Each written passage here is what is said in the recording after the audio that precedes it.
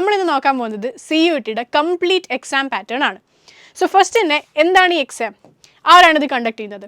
ഇത് കണ്ടക്ട് ചെയ്യുന്നത് national testing agency അഥവാ NTA ആണ്. നീറ്റ് പോലത്തെ പല എക്സാംസും കണ്ടക്ട് ചെയ്യുന്ന സെയിം ഏജൻസിയാണ് CUETയും കണ്ടക്ട് ചെയ്യുന്നത്. ഓൾസോ ഈ എക്സാമിനെ കൊണ്ട് എന്താണ് പ്രത്യേകത എന്ന് ചോദിച്ചിട്ടുണ്ടെങ്കിൽ, അല്ലെങ്കിൽ എന്താണ് ഈ എക്സാമിൻ്റെ പേർപ്പസ് എന്ന് നിങ്ങൾ ചോദിച്ചിട്ടുണ്ടെങ്കിൽ, ഇന്ത്യയിലെ തന്നെ ടോപ്പ് മോസ്റ്റ് കോളേജസ് അഥവാ യൂണിവേഴ്സിറ്റീസിലേക്കാണ് നിങ്ങൾക്ക് ഈ ഒരു എക്സാം വഴി അഡ്മിഷൻ കിട്ടുന്നത്. സിംപ്ലി പറഞ്ഞു കഴിഞ്ഞാൽ ജസ്റ്റ് ഒരു എക്സാം എഴുതി കഴിഞ്ഞിട്ടുണ്ടെങ്കിൽ you are getting in to multiple universities in multiple courses. Now ഈ എക്സാം പാറ്റേൺ നിങ്ങൾ നോക്കുകയാണെങ്കിൽ എക്സാം നടക്കുന്നത് ഓൺലൈൻ മോഡിലാണ് അഥവാ കമ്പ്യൂട്ടർ ബേസ്ഡ് ടെസ്റ്റ് ആണ്. എന്താണ് കമ്പ്യൂട്ടർ ബേസ്ഡ് ടെസ്റ്റ്? സംഭവം ഇത്രയേ ഉള്ളൂ, നിങ്ങൾ എക്സാം എഴുതുന്നത് ഒരു NTA എക്സാം സെൻറ്ററുകളിൽ വെച്ചിട്ടായിരിക്കും.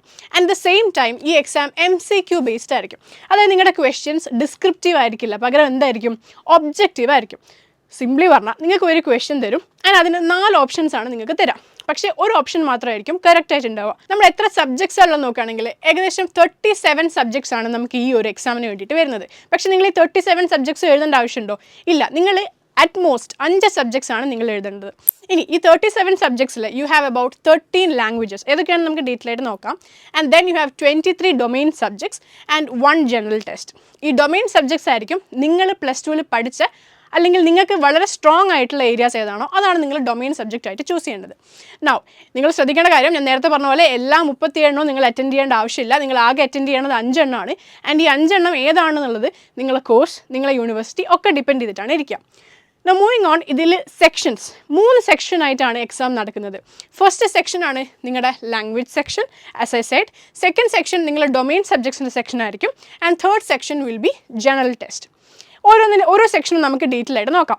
ഫസ്റ്റ് സെക്ഷൻ എന്ന് പറയുന്നത് ലാംഗ്വേജ് സെക്ഷനാണ്. 13 ലാംഗ്വേജസ് ഉണ്ടെന്ന് ഞാൻ പറഞ്ഞു, ശരിയല്ലേ? ആ ലാംഗ്വേജസ് ഏതൊക്കെയാണെന്ന് നമുക്ക് നോക്കിയാലോ. ഇതിൽ ഫസ്റ്റ് ലാംഗ്വേജ് എന്ന് പറഞ്ഞാൽ നമുക്ക് എല്ലാവർക്കും ഫെമിലിയർ ആയിട്ടുള്ള ലാംഗ്വേജ് ആണ് ഇംഗ്ലീഷ് എന്ന് പറയുന്നത്. ആൻഡ് നമ്മുടെ എല്ലാവരുടെയും മദർ ടങ് ആയിട്ടുള്ള ലാംഗ്വേജ്, ഓൾമോസ്റ്റ് എല്ലാവർക്കും വളരെ ഇഷ്ടപ്പെട്ട ലാംഗ്വേജ് ആയിരിക്കും Malayalam. And then we have Assamese, Bengali, Gujarati, Kannada, Marathi, Odia, Punjabi, Tamil, Telugu, Urdu, അങ്ങനെ ഏകദേശം 13 ലാംഗ്വേജസ് ആണ് നിങ്ങൾക്ക് കിട്ടുന്നത്. ഇതിൽ എല്ലാ ലാംഗ്വേജസ് നിങ്ങൾ എഴുതണോ അല്ലെങ്കിൽ എത്ര ലാംഗ്വേജസ് എഴുതേണ്ടതെന്ന് ചോദിച്ചാൽ യൂണിവേഴ്സിറ്റിനനുസരിച്ചിരിക്കും. പല യൂണിവേഴ്സിറ്റീസും അറ്റ്ലീസ്റ്റ് ഒരു ലാംഗ്വേജ് എങ്കിലും നിങ്ങൾ എഴുതണമെന്നാണ് പറയുന്നത്. അങ്ങനെയാണെങ്കിൽ നിങ്ങൾ ഏതെങ്കിലും നിങ്ങൾക്ക് കംഫർട്ടബിൾ ആയിട്ടുള്ള വൊക്കാബുലറി, കോംപ്രിഹെൻഷൻ ആൻഡ് ഗ്രാമർ നിങ്ങൾക്ക് അത്യാവശ്യം പഠിക്കാൻ പറ്റും, അല്ലെങ്കിൽ നിങ്ങളെ കൊണ്ട് എന്താ പറയുക എഴുതിയെടുക്കാൻ പറ്റുമെന്ന് നിങ്ങൾക്കൊരു കോൺഫിഡൻസ് ഉണ്ടെങ്കിൽ ആ ലാംഗ്വേജ് ആണ് നിങ്ങൾ ചൂസ് ചെയ്യേണ്ടത്. Now moving on to the second section, which is your domain subjects. അല്ലേ, ഡൊമെയിൻ സബ്ജക്ട്സ് ഒരുപാട് എണ്ണുണ്ട്. അതിൽ കുറച്ചെണ്ണം മാത്രമാണ് ഞാൻ ലിസ്റ്റ് ചെയ്തിട്ടുള്ളത്. ഞാൻ പറഞ്ഞു 23 ഡൊമെയിൻ സബ്ജക്ട്സ് ഉണ്ടെന്ന്, അല്ല ശരിയല്ലേ? ഓക്കെ, ഇത് നിങ്ങളെ ക്ലാസ് 12 സിലബസിനെ ബേസ് ചെയ്തിട്ടാണ് നിങ്ങൾ ചൂസ് ചെയ്യേണ്ടത്. സോ നിങ്ങൾ ശ്രദ്ധിക്കേണ്ട കാര്യം, CUET എവിടെയും പറയുന്നില്ല നിങ്ങൾ ക്ലാസ് 12 സബ്ജക്റ്റിൽ എന്താണോ പഠിച്ചത് അതിനെ നിങ്ങൾ ഇവിടെ ചൂസ് ചെയ്യണമെന്ന്. But the problem comes when you get in to admission. നിങ്ങൾ അഡ്മിഷൻ പ്രോസസ്സിലേക്ക് പോകുമ്പം യൂണിവേഴ്സിറ്റീസ് വിൽ ആസ്ക് യു, എല്ലാ യൂണിവേഴ്സിറ്റീസും അല്ല, but some universities like for example Delhi university, അവർ പ്രിഫർ ചെയ്യുന്നത് നിങ്ങൾ +2 പഠിച്ച അതേ സബ്ജക്റ്റ് നിങ്ങൾ ഇവിടെ ചൂസ് ചെയ്യണമെന്നാണ്. സോ നിങ്ങൾ സബ്ജക്റ്റ് ചൂസ് ചെയ്യുന്ന സമയത്ത് you should also keep that in mind. ഏതൊക്കെ സബ്ജക്ട്സ് ആണ് ഡൊമൈനിൽ വരുന്നതെന്ന് ചോദിച്ചാൽ you have your basic subjects of A science student like physics, chemistry, biology, maths or applied mathematics, accountancy, business studies, economics, history, geography, political science, psychology, sociology, statistics, computer science, IP, legal studies, physical education, mass media, fine arts and all of this. ഏകദേശം ഒരു 23 subjects നിങ്ങൾക്ക് വരും. Okay, ഇനി മൂന്നാമത്തെ നിങ്ങളുടെ സെക്ഷനാണ് section 3 അഥവാ general test അഥവാ ജനറൽ ആപ്റ്റിറ്റ്യൂഡ് എന്ന് പറയുന്നത്. ഇതിൻ്റെ ഒരു പ്രത്യേകത എന്ന് വെച്ചാൽ ഇത് എല്ലാവർക്കും കമ്പൽസറി അല്ല.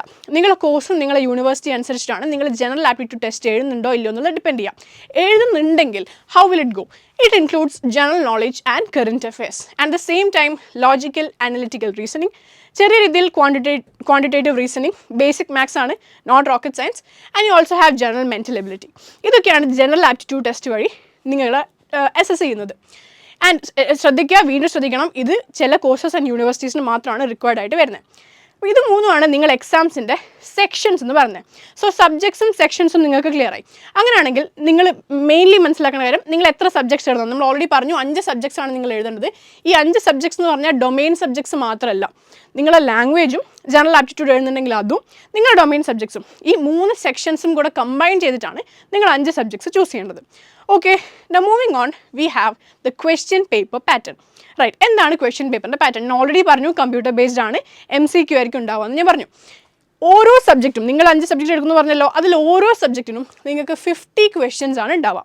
ഇതെല്ലാം തന്നെ എന്തായിരിക്കും? MCQs ആയിരിക്കും. ഇനി ഒരു സ്റ്റേറ്റ്മെൻറ്റ് ഇവിടെ ഉണ്ട്, ഓൾ ക്വസ്റ്റ്യൻസ് ആർ കമ്പൽസറി. അതെന്താ ഉദ്ദേശിക്കുന്നത്? നിങ്ങൾ എല്ലാ ക്വസ്റ്റ്യനും അവിടെ നിന്ന് എഴുതിയിട്ടേ വരാൻ പാടുള്ളൂ എന്നാണോ? അങ്ങനെയല്ല. ബിക്കോസ് എന്തുകൊണ്ടാണ് ഇവിടെ നെഗറ്റീവ് മാർക്കിംഗ് ഉണ്ട്. ഇവിടെ ഓൾ ക്വസ്റ്റ്യൻസ് ആർ കമ്പൽസറി എന്ന് പറയുന്നതിനോട് ഉദ്ദേശിക്കുന്നത് എന്താണെന്ന് ഞാൻ വ്യക്തമായിട്ട് പറഞ്ഞുതരാം. കുറച്ച് കൊല്ലങ്ങൾ മുമ്പ് വരെ സിറ്റുവേഷൻ എങ്ങനെയാണെന്ന് വെച്ചാൽ, ഇപ്പം നിങ്ങൾക്ക് 50 ക്വസ്റ്റ്യൻ ഉണ്ടെങ്കിൽ you will only have to write 40. നിങ്ങൾ 40 എണ്ണം എഴുതിയാൽ മതി. 50 ക്വസ്റ്റ്യൻസ് ഉണ്ടാവും, ബട്ട് നിങ്ങൾ 40 എണ്ണം എഴുതിയാൽ മതി. ആ ഒരു ലെവലിലായിരുന്നു പോയിക്കൊണ്ടിരുന്നത്. പക്ഷേ ഇപ്പം അങ്ങനെയല്ല. ഇപ്പം നിങ്ങൾക്ക് 50 ക്വസ്റ്റ്യൻസ് ഉണ്ടെങ്കിൽ ആ 50 ക്വസ്റ്റ്യൻസും നിങ്ങൾ കോമ്പറ്റീറ്റീവ് ആണ്. നിങ്ങൾ ആ 50 ക്വസ്റ്റ്യൻസും നിങ്ങൾക്ക് അറിയാവുന്നതിൽ അറ്റൻഡ് ചെയ്യണം. അല്ലാണ്ട് 40 എണ്ണം എഴുതാം എന്നുള്ളൊരു ഓപ്ഷൻ നിങ്ങൾക്ക് അവിടെ ഇല്ല. ഓക്കെ, നിങ്ങൾ 50 ക്വസ്റ്റ്യൻസിലാണ് നിങ്ങളെ കോമ്പറ്റീഷൻ നടക്കുന്നത്. അതാണ് ഈ ഓൾ ക്വസ്റ്റ്യൻസ് ആർ കമ്പൽസറി എന്നുള്ളതുകൊണ്ട് ഉദ്ദേശിക്കുന്നത്. അല്ലാണ്ട് നിങ്ങൾ അറിയാത്ത ക്വസ്റ്റ്യനും അറിയുന്ന ക്വസ്റ്റ്യനും എല്ലാം അറ്റൻഡ് ചെയ്യണം എന്നല്ല. ഇനി നിങ്ങൾ ചോദിക്കും, ഈ അറിയാത്ത ക്വസ്റ്റ്യൻ അറ്റൻഡ് ചെയ്താൽ എന്താ കുഴപ്പം, കറക്കി കുത്തി എന്താ കുഴപ്പം? പ്രത്യേകിച്ച് കുഴപ്പമൊന്നുമില്ല, മാർക്ക് പോകും. കാരണം നെഗറ്റീവ് മാർക്കിംഗ് എന്ന് പറഞ്ഞൊരു സംഭവമുണ്ട്. നമുക്ക് നോക്കാം, അതിലേക്ക് നമ്മൾ വരാം. സോ ഇവിടെ മനസ്സിലാക്കേണ്ട കാര്യം, ഓരോ സബ്ജക്റ്റിനും നിങ്ങൾക്ക് ഉണ്ടാവുക ഏകദേശം 60 മിനിറ്റ്സ് ആണ്, അതായത് 1 അവറാണ് ടൈം നിങ്ങൾക്ക് ഉണ്ടാവുക. ക്വസ്റ്റ്യൻസ് ഞാൻ പറഞ്ഞ പോലെ 50 ആണ്. ഒരു ക്വസ്റ്റ്യൻ നിങ്ങൾക്ക് കിട്ടുന്ന മാർക്ക് എന്ന് പറഞ്ഞാൽ 5 ആണ്. സോ മൊത്തം പെർ സബ്ജക്റ്റ് 250 മാർക്കാണ് ഉണ്ടാവുക. ഇനി ഞാൻ നേരത്തെ പറഞ്ഞല്ലോ നിങ്ങൾക്ക് നെഗറ്റീവ് മാർക്കിംഗ് ഉണ്ടെന്ന്. Here it goes. നിങ്ങൾക്ക് ഓരോ കറക്റ്റ് ആൻസേഴ്സിനും 5 മാർക്സ് വീതം നിങ്ങൾക്ക് കിട്ടുമെങ്കിലും ഓരോ റോങ് ആൻസറിനും നിങ്ങൾക്ക് 1 മൈനസ് മാർക്ക് വീഴും. സോ അതുകൊണ്ട് the point here is to handle accuracy maintain ചെയ്യുക. 90% മേലെ അക്യുറസി നോ മാറ്റർ വാട്ട് നിങ്ങൾ അറ്റൻഡ് ചെയ്യണം. എല്ലാം റാൻഡമായിട്ട് നിങ്ങൾ അറ്റംപ്റ്റ് ചെയ്ത് കഴിഞ്ഞാൽ നിങ്ങൾ സ്കോർ ചെയ്ത മാർക്കിൽ നിന്ന് നിങ്ങൾക്ക് ഒരുപാട് മാർക്സ് എന്താവും, നഷ്ടമാവും. അപ്പോൾ നിങ്ങൾ ഈ കുറച്ച് ക്വസ്റ്റ്യൻസ് എഴുതി അതിന് മാർക്സ് വാങ്ങിയാലും നിങ്ങൾ വേറെ കുറേ ക്വസ്റ്റ്യൻസ് നെഗറ്റീവ് വീണ് കഴിഞ്ഞാൽ നിങ്ങൾ വാങ്ങിയ മാർക്സിൽ നിന്നാണ് നിങ്ങൾക്ക് നെഗറ്റീവ് പോവുക. സോ മേക്ക് ഷുവർ നിങ്ങൾ അറിയാത്ത ക്വസ്റ്റ്യൻസ് ഒന്നും തന്നെ എഴുതുന്നില്ല. ബിക്കോസ് നിങ്ങൾ ക്വസ്റ്റ്യൻസ് സ്കിപ്പ് ചെയ്തുകൊണ്ട് നിങ്ങൾക്ക് മാർക്ക് പോവില്ല. അൺഅറ്റംപ്റ്റഡ് ക്വസ്റ്റ്യൻസിന് 0 മാർക്കാണ് കിട്ടുക. ഓക്കെ, അപ്പോൾ വളരെ ശ്രദ്ധിക്കുക. നെഗറ്റീവ് മാർക്കിംഗ് ഉള്ളൊരു എക്സാം ആണ്, നെഗറ്റീവ് മാർക്കിംഗ് ഇല്ലാത്ത എക്സാം അല്ല. കറക്കി കുത്താൻ നിൽക്കരുത്. Okay, exam slot. ഇപ്പോൾ നിങ്ങൾ ചോദിക്കും കുറേ സെക്ഷൻസ് ഉണ്ട്, കുറേ സബ്ജക്ട്സ് ഉണ്ട്, റൈറ്റ്. അപ്പോൾ ഇതെല്ലാം ഒരുമിച്ചാണ് എഴുതേണ്ടത്? ഒരിക്കലും അല്ല. ഷിഫ്റ്റുകളായിട്ടാണ് എക്സാം നടക്കുക. ആൻഡ് ഈ ഷിഫ്റ്റുകൾ ചിലർക്ക് സെയിം ഡേ വരാം, ചിലർക്ക് ഡിഫറെൻറ്റ് ഡേയ്സിലായിരിക്കും. എക്സാം സെൻറ്റേഴ്സിലാണ് ഉണ്ടാവുക. സോ എക്സാം സ്ലോട്ട്സ് എല്ലാം ഒരുമിച്ചായിരിക്കുമോ, ബ്രേക്ക് ഉണ്ടാവില്ല, അങ്ങനത്തെ ടെൻഷനൊന്നും വേണ്ട. നിങ്ങൾക്ക് കംഫർട്ടബിൾ ആയ പോലെ തന്നെ ആയിരിക്കും ഉണ്ടാവുക. ഡിഫറെൻറ്റ് ഷിഫ്റ്റുകളായിട്ടാണ് എക്സാംസ് നടക്കുക. ഓക്കെ, ഇത്രയും കാര്യങ്ങളാണ് നമ്മൾ എന്തിൽ നിന്ന് ഡിസ്കസ് ചെയ്തത്? CUET UG എക്സാം പാറ്റേണിൽ ഡിസ്കസ് ചെയ്യുന്നത്. സോ വി ഹാവ് ആ സബ്ജക്ട്സ് 37 എണ്ണം നമ്മൾ പറഞ്ഞു. അതിൽ 5 എണ്ണം മാത്രമേ നമ്മൾ എഴുതേണ്ട കാര്യമുള്ളൂ എന്ന് നമ്മൾ പറഞ്ഞു. And then we discuss sections, അല്ലെ 3 സെക്ഷൻസ് നമ്മൾ ഏതൊക്കെയാണെന്ന് ഡിസ്കസ് ചെയ്തു. ഓരോ സെക്ഷൻസിലും ഏതൊക്കെയാണ് അവൈലബിൾ ആയിട്ടുള്ള ചാപ്റ്റേഴ്സ് അല്ലെങ്കിൽ സബ്ജക്ട്സ് എന്ന് നമ്മൾ ഓൾറെഡി പറഞ്ഞു കഴിഞ്ഞു. ഇനി അതിൻ്റെ മാർക്കിംഗ് സ്കീം അതും നമ്മൾ ഡിസ്കസ് ചെയ്തു, അല്ലേ? നെഗറ്റീവ് മാർക്കിംഗ് ഉള്ള കാര്യവും ഞാൻ നിങ്ങളടുത്ത് എല്ലായിടത്തും പറഞ്ഞു. സോ ഇത്രയാണ് നിങ്ങൾ അറിഞ്ഞിരിക്കേണ്ട ഈ CUET എന്ന് പറഞ്ഞ എക്സാമിനെ കുറിച്ചുള്ള പാറ്റേൺ എന്ന് പറയുന്നത്. ഇത് മൈൻഡിൽ വെച്ചിട്ട് വേണം നിങ്ങളുടെ പ്രിപ്പറേഷൻ സ്റ്റാർട്ട് ചെയ്യാൻ. താങ്ക്